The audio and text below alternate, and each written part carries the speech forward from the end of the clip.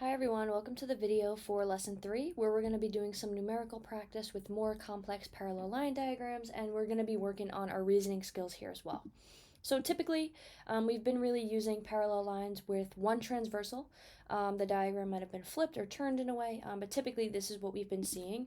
We've also been seeing a bit of this middle portion over here. Where we have 3 or more lines cut by a transversal. But some new diagrams that we're going to see, we'll see parallel lines with 2 transversals, which you'll see all the way to the left, and then all the way to the right we will also have parallel lines cut by 2 intersecting transversals where we are forming a triangle. So things to be reminded of, we're still utilizing our Z, U, F angle method. So if you are still confused on that stuff, it's okay to have the notes open from lesson 2 and even to go back to some of the older Edpuzzle videos, because this is the foundation you'll need in order to be successful. So if you feel stuck with identifying our angles with diagrams that look like this, then we should practice a little bit more on that first before we dive into more complex things. So we will also want to go over some labels. So the same way we differentiate with when we have congruent segments and congruent angles, we also have to differentiate with our parallel line markings. So these arrows here, and you guys should be drawing an arrow and labeling this as well. These arrows mean that our lines are parallel. Now this symbol here with the 2 straight lines, this symbol means parallel. So if you guys are a little bit confused with that notation, make sure we get comfortable with it. I like to remember it because it looks like a double L, and the word parallel has a double L in it, okay? So the single arrow would signify that T is parallel to U, and then the double arrow here, we're differentiating. That separately means that R would be parallel. I believe I covered it, but I believe that's line S. Okay, so look for your arrows because the question won't always spell it out for you that the lines are parallel. Sometimes you have to look at your markings. And again, if your arrows are at the end, that doesn't mean anything. If you have a double-sided arrow, that just means you have a line. The arrow should be somewhere in the middle to signify parallel lines. All right, so how this is going to work is there are 2 questions for each different diagram. We're going to do the first one together, and then you guys should practice the second one on your own. So your reasoning should kind of match what we work on as we do the first question of each set.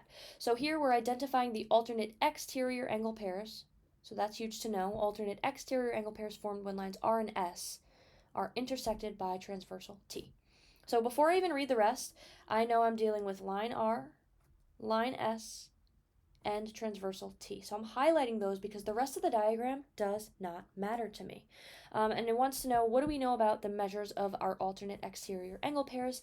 Justify our reasoning with a property or theorem. How did we know that we can use it? So first things first, we want an alternate exterior angle pair. Right? So again, if you are foggy with this stuff, you have to go back to lesson 1 or 2 to refresh yourself. So alternate exterior angles, we're going to use our Z's. But we're looking at the outer corner. So our Z needs to touch line R, go down our transversal, and then also touch line S as well.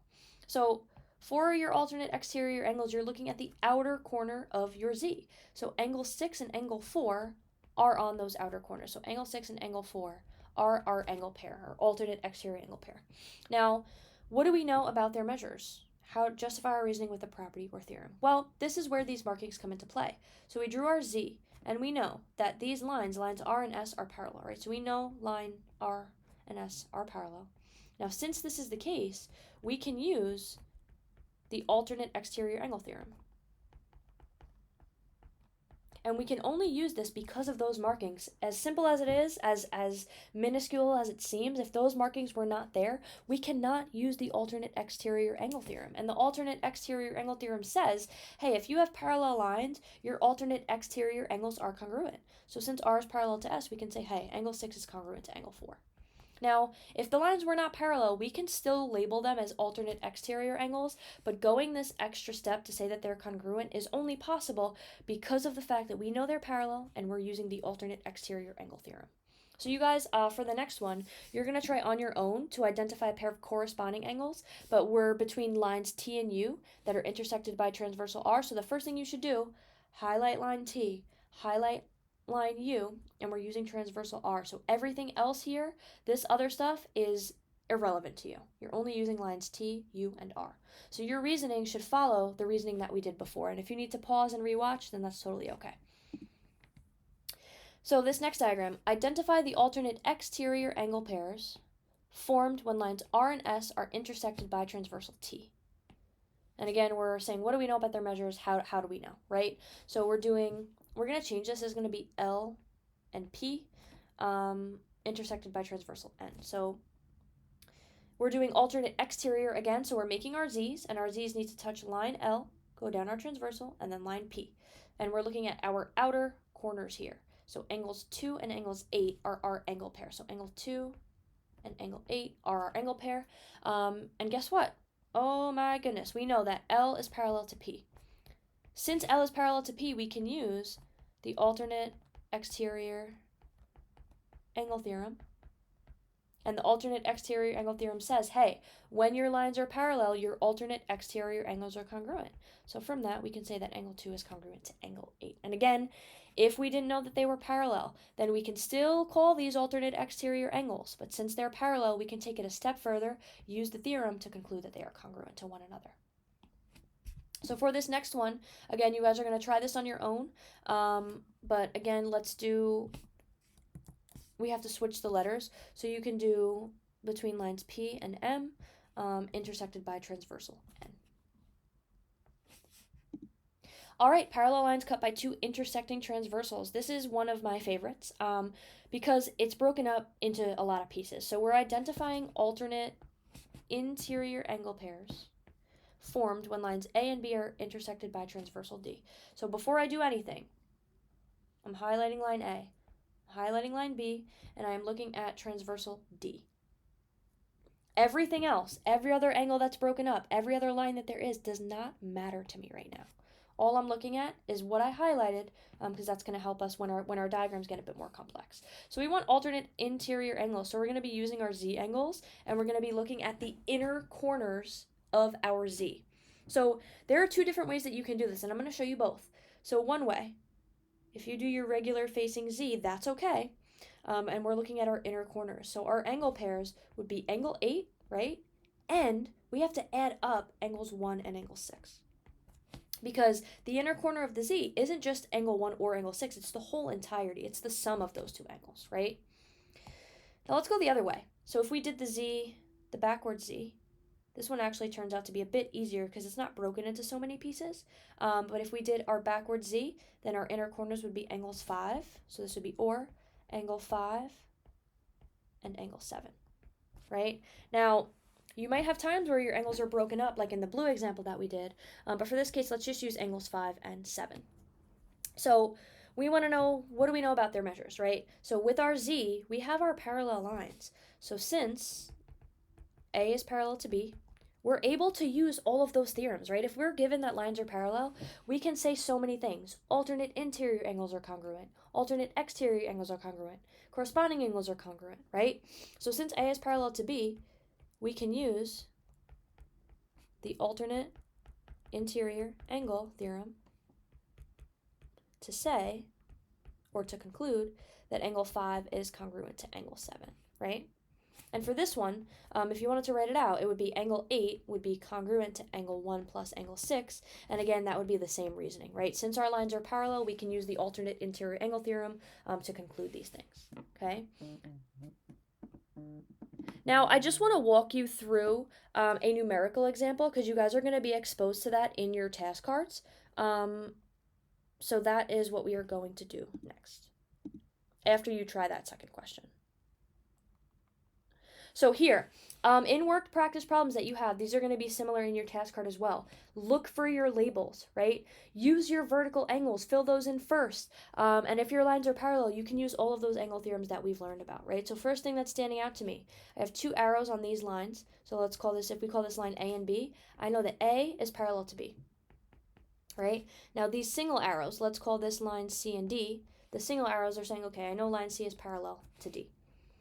So going through finding some angles, the first thing that I'm going to do, well, I'll go in order of the question. So first we want to find angle 1.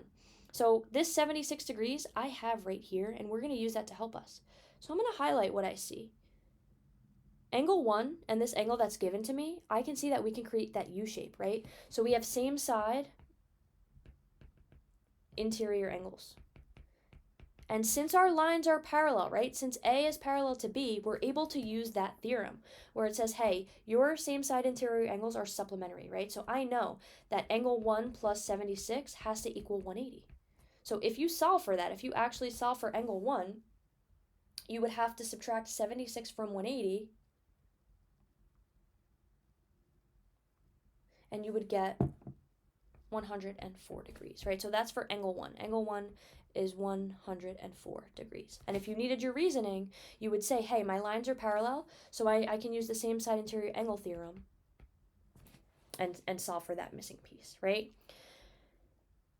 Now what we want to do is we want to solve for angle 2. So angle 2 is all the way down here, and I don't really have an angle relationship that I can use yet. However, I can fill in vertical angles. So angle 1 is 104, and I always recommend filling in your vertical angles as soon as possible. Like I literally would have filled that in as 76 first because it helps you build your story. So now I know that angle 4 is 104, and I want to try to find angle 2. So in a separate color, I'm going to highlight and see if we can make any angle pairing out of this.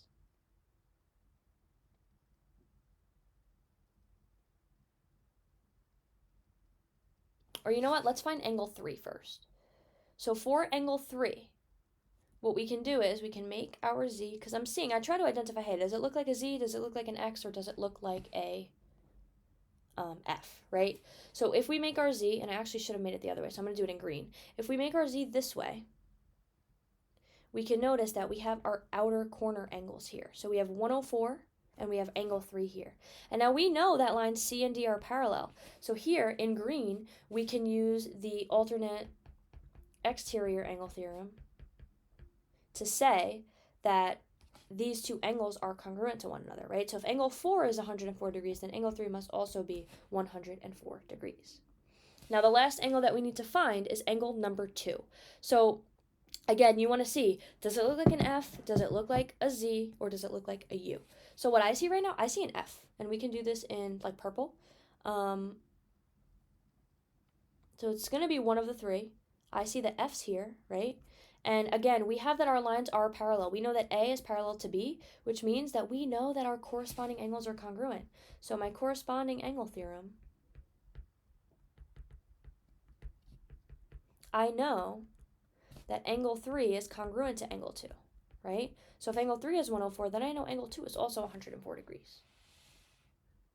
Okay, so it gets a little bit complex, but first step is to try to identify the angle relationship that you can use. So always look for it. You have to try to see, does it look like a Z, does it look like an F, or does it look like a U? And you can start from there. All right, so just make sure you have everything filled in so that you can get full credit for your notes for tomorrow. Thank you, guys.